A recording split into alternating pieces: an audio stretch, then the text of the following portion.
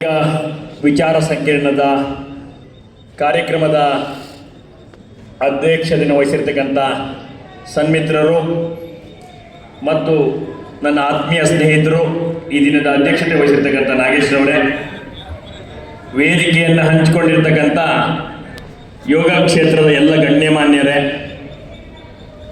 ವೇದಿಕೆಯ ಮುಂಭಾಗದಲ್ಲಿ ಮೈಸೂರು ಯೋಗ ಪರಂಪರೆಯನ್ನು ಅತಿ ಎತ್ತರಕ್ಕೆ ಬೆಳೆಸಿ ವಿಸ್ತರಿಸಿದ ಯೋಗ ಒಕ್ಕೂಟ, ಯೋಗ ಫೆಡರೇಷನ್, ಪತಂಜಲಿ ಯೋಗ ಶಿಕ್ಷಣ ಸಮಿತಿ, ಶ್ರೀ ರಾಮದೇವ್ ಯೋಗ ಶಿಕ್ಷಣ ಸಮಿತಿ ಮತ್ತು ಇತರೆಲ್ಲ ಯೋಗ ಸಂಸ್ಥೆಗಳ ಪ್ರಮುಖರು ಮತ್ತು ಇಂದಿನ ಆಯುರ್ವೇದ ಮತ್ತು ಯೋಗ ವಿದ್ಯಾರ್ಥಿನಿಯರು ಭಾಗವಹಿಸಿರ್ತಕ್ಕಂಥ ಕಾರ್ಯಕ್ರಮದಲ್ಲಿ ವಿಶೇಷವಾಗಿ ಯೋಗ ಮತ್ತು ಮೈಸೂರಿನ ಬಾಂಧವ್ಯ ಮತ್ತು ಒಡನಾಟ ಅತ್ಯಂತ ಸುದೀರ್ಘ ಕಾಲದ್ದು.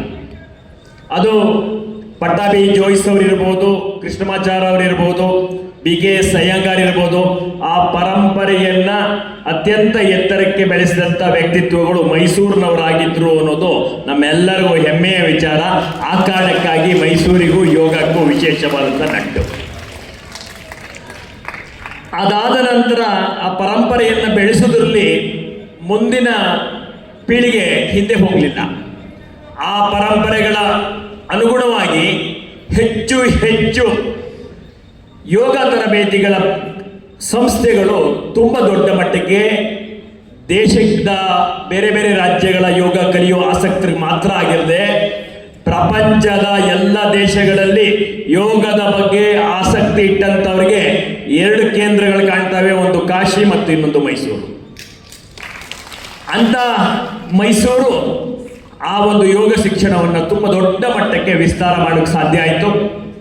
ಅಂತ ನಾವು ಗೋಕುಲಂಗೆ ಹೋದರೆ ಯಾವುದೋ ಹೊರ ದೇಶದ ಒಂದು ಬಡಾವಣೆ, ಒಂದು ಎಕ್ಸ್ಟೆನ್ಷನ್ ಇದೆಯೋ ಅನ್ನೋಷ್ಟು ಭಾವನೆ ಮೂಡಿಸುವಷ್ಟು ಪ್ರಬಲವಾಗಿ ಯೋಗ ಸಂಸ್ಥೆಗಳು ಬೇರೂರಿವೆ ಎನ್ನುವುದು ನಮ್ಮೆಲ್ಲರ ಸಂತೋಷದ ವಿಚಾರ ಆಗಿದೆ ಅನ್ನುವಂಥ ಮಾತನ್ನು ಹೇಳ್ತಾ, ಇವತ್ತು ಯೋಗ ಮತ್ತು ಆಯುರ್ವೇದ ಎರಡೂ ಒಟ್ಟೊಟ್ಟಿಗೆ ಹೋಗ್ತಾ ಇದೆ.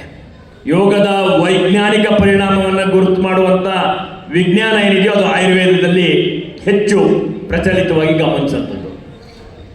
ಯೋಗದ ಬೆಳವಣಿಗೆ ಎಲ್ಲೆಲ್ಲಿ ಆಗುತ್ತೋ ಅಲ್ಲಿ ಆಯುರ್ವೇದಕ್ಕೂ ಕೂಡ ಪರೋಕ್ಷವಾದ ಇನ್ಫ್ಲೂಯೆನ್ಸ್ಗಳು ಚಾಲೂ ಆಗುತ್ತೆ.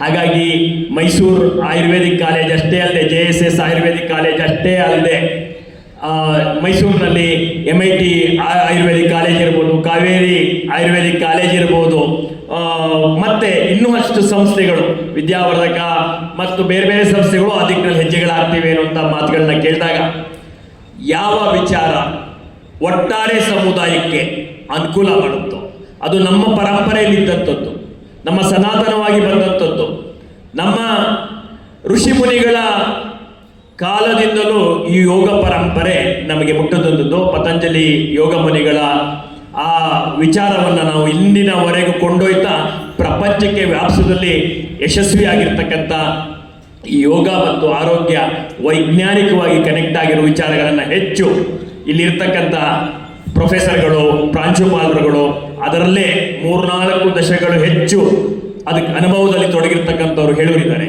ನಾವು ಮೈಸೂರಿನ ಎಲ್ಲ ಯುವ ಸಮೂಹವನ್ನು ನಾನು ನೋಡ್ತಾ ಇದ್ದೆ, ನಿಮ್ಮ ಉತ್ಸಾಹವನ್ನು ನೋಡ್ತಾ ಇದ್ದೆ. ನಮ್ಮ ಪ್ರಾಂಶುಪಾಲರುಗಳು ಅವರು ವಿದ್ಯಾರ್ಥಿಯಾಗಿದ್ದಾಗ ಬಹಳ ಸಂಕೋಚದಿಂದ ಇದ್ದಂಥವರು ಇವತ್ತು ಅವ್ರ ವಿದ್ಯಾರ್ಥಿಗಳು ಈ ಮಟ್ಟದಲ್ಲಿ ಉತ್ಸಾಹದಿಂದ ತೊಡಗುವಂಥ ಇವತ್ತಿನ ಯುಗಕ್ಕೆ ಬೇಕಾದ ರೀತಿಯಲ್ಲಿ ಸಕಲವಾಗಿ ಸನ್ನದ್ಧರಾಗಿದ್ದಾರೆ ಅನ್ನುವಂಥ ವಿಚಾರಗಳು, ಉತ್ಸಾಹ ನಮಗೆ ಮೂಡಿಬರ್ತಾ ಇತ್ತು. ಇನ್ನು ನಾನು ಕೇಳ್ತಾ ಇದ್ದೆ ಕೃಷ್ಣಮೂರ್ತಿಯವ್ರನ್ನ, ಪ್ರಜ್ಞಾಪೀಠದ ಕೃಷ್ಣಮೂರ್ತಿಯವ್ರನ್ನ, ಆಯುರ್ವೇದದ ಬೆಳವಣಿಗೆ ಹೆಚ್ಚು ಹೇಗಾಗ್ತಿದೆ ಅಂತ. ಸುಮಾರು 650 ಕಾಲೇಜುಗಳು ಆಜುಬಾಜಿನಲ್ಲಿ ಭಾರತದಲ್ಲಿ ಈಗ ಹಾಲಿ ಇವೆ ಅನ್ನುವಂಥ ಮಾಹಿತಿಯನ್ನು ನೀಡ್ತಾ ಇದ್ರು. ಅಂದರೆ ನಮಗೆ ಈ ದೇಶದ ಪರಂಪರೆ, ಮೂಲ ಪರಂಪರೆಯಲ್ಲಿ ನಮ್ಮ ವಿಜ್ಞಾನ, ಈ ಆರೋಗ್ಯದ ವಿಜ್ಞಾನ ಏನಿತ್ತೋ ಅದರ ವಿಸ್ತರಣೆನೂ ಕೂಡ ಎಷ್ಟಾಗಿದೆ ಅನ್ನೋದು ಅರ್ಥ ಆಗ್ತಾ ಇದೆ ಇಂಥ ಒಂದು ಕಾರ್ಯಕ್ರಮದ ಮುಖಾಂತರ. ದಸರಾ ಎಲ್ಲ ಆಯಾಮಗಳಲ್ಲೂ ಕೆಲಸ ಮಾಡುತ್ತೆ. ಅಂಥ ಆಯಾಮದ ಜೊತೆಗೆ ನಾವು ಮೈಸೂರಿನಲ್ಲಿ ಯೋಗದ ವಿಶ್ವದ ರೆಕಾರ್ಡ್ ಮಾಡುವಂಥ ಕಾರ್ಯಕ್ರಮಗಳು ಎಲ್ಲ ಸಂಸ್ಥೆಗಳು ಸೇರಿ ಮಾಡಿರ್ತಕ್ಕಂಥ ಯಶಸ್ವಿ ಮೈಸೂರು ಇದೆ ಅಂತ ಒಂದು ವಿಚಾರವನ್ನು ಇಟ್ಟು ವಿಶೇಷವಾಗಿ ಪತಂಜಲಿ ಯೋಗ ಶಿಕ್ಷಣ ಸಮಿತಿ ನೂರಾರು ಶಾಖೆಗಳ ಮುಖಾಂತರ ಎಲ್ಲ ಬಡಾವಣೆಗಳಲ್ಲಿ ಉಚಿತವಾಗಿ ಶಿಕ್ಷಣವನ್ನು ಸಾಮಾನ್ಯ ಜನರಿಗೆ ಕಲಿಸೋದ್ರ ಮುಖಾಂತರ ಗೃಹಿಣಿಯರಿಗೆ ಅದನ್ನು ತೊಡಗಿಸ್ಕೊಂಡು ನಿತ್ಯವೂ ಯೋಗ ಮಾಡುವ ಒಂದು ಕ್ರಮವನ್ನು ಕಲಿಸುವಂಥ ವಿಚಾರ ಇಟ್ಟು ಮಾಡ್ತಾ ಇರ್ತಕ್ಕಂಥ ಪರಂಪರೆ ಇನ್ನಷ್ಟು ಬೆಳಿಬೇಕಾಗಿದೆ. ಆ ದಿಕ್ಕಿನಲ್ಲಿ ಇವತ್ತಿನ ಯೋಗದ ವತಿಯಿಂದ ಹಮ್ಮಿಕೊಂಡಿರ್ತಕ್ಕಂಥ ಈ ವೈಜ್ಞಾನಿಕ ಯೋಗದ ವಿಚಾರಗಳು ಹೆಚ್ಚು ಯುವಕರಿಗೆ ಮುಟ್ಲಿ, ಸಮಾಜಕ್ಕೆ ಮುಟ್ಲಿ, ಎಲ್ಲರೂ ಅನುಸರಿಸಿ ಎಲ್ಲರ ಆರೋಗ್ಯವನ್ನು ಕಾಪಾಡಲಿಕ್ಕೆ ಇದು ದಿಕ್ಸೂಚಿಯಾಗಲಿ ಅನ್ನುವಂಥ ಶುಭಾಶಯವನ್ನು ಕೊಡ್ತಾ ನನ್ನ ಮಾತಿಗೆ ವಿರಾಮ ನೀಡ್ತಿದ್ದೀನಿ. ಧನ್ಯವಾದಗಳು.